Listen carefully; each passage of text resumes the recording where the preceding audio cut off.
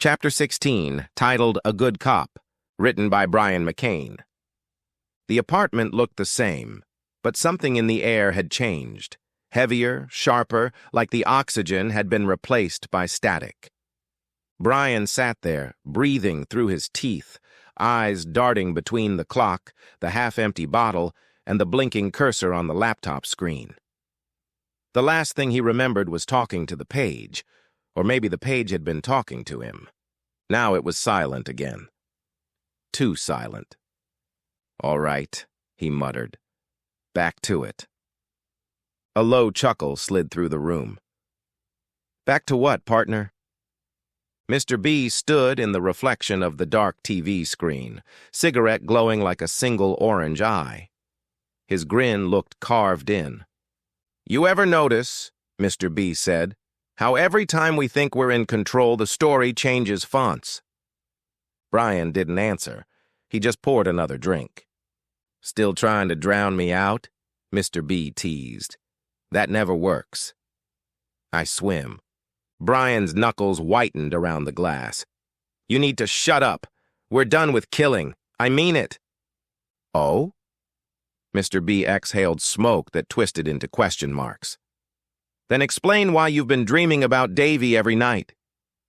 Brian froze. "Don't." Mr. B tilted his head.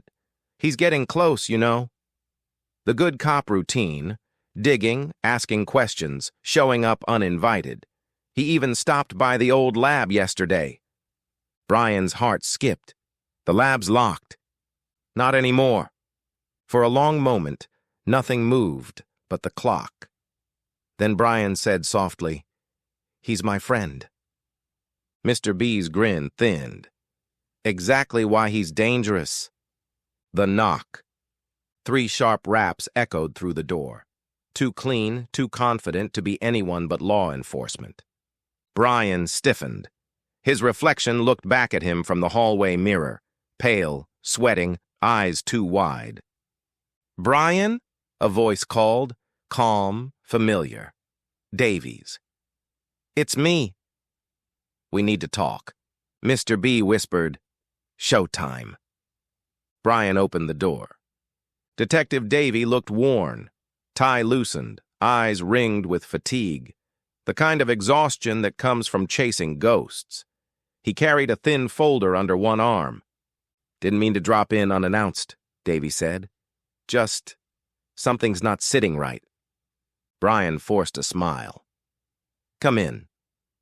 The detective stepped inside, scanning the apartment, the empty bottles, the flickering TV, the unwashed dishes. He took it all in with quiet judgment. "You been sleeping, Bree?" "Not much." "Yeah, I figured." He dropped the folder on the table and opened it. Photos spilled out. The courthouse, the alley, the hotel. Every scene looked colder under police lighting. Davy tapped one image. "Recognize him!" Brian's stomach clenched. Enrique White, the lawyer. "Dead 2 weeks, Davy said. "Cause of death unclear. Autopsy report says cardiac failure, but the scene..." He shook his head. "Looked wrong. Like someone staged it." Brian swallowed hard. "And you think I had something to do with it?"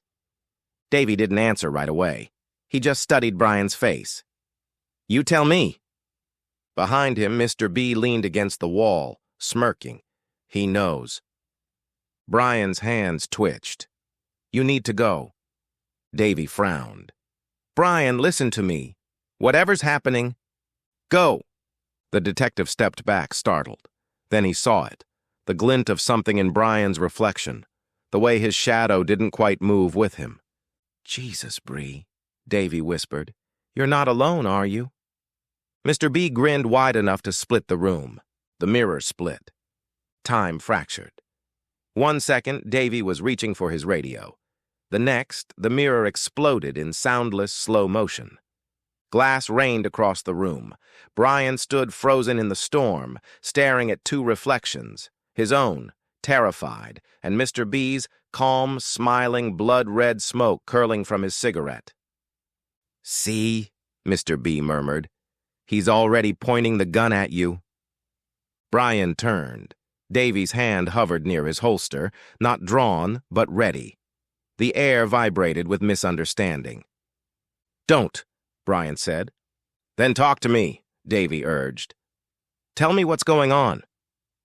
Mr. B stepped forward through the reflection, placing an invisible hand on Brian's shoulder. "Say goodbye," he whispered. Brian clenched his jaw. "No." Mr. B's grin faltered. "I'm not your puppet," Brian hissed. "Not anymore." He grabbed the scotch bottle and hurled it at the mirror. It shattered completely, fragments scattering across the floor like fallen memories. The echo hung in the air for a long time. When Brian looked up, Mr. B was gone. Davy exhaled slowly.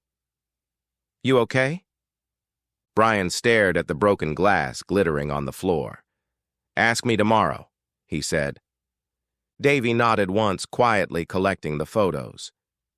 "Get some sleep, Bree. You look like hell." The door clicked shut behind him. The last reflection.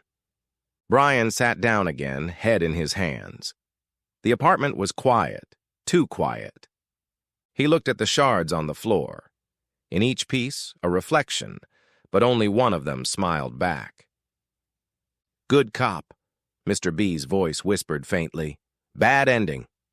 Brian shivered, grabbed the laptop and began to type. Fast, desperate, as if writing might change the outcome. Outside, sirens drifted through the night air. Inside, the story kept breathing.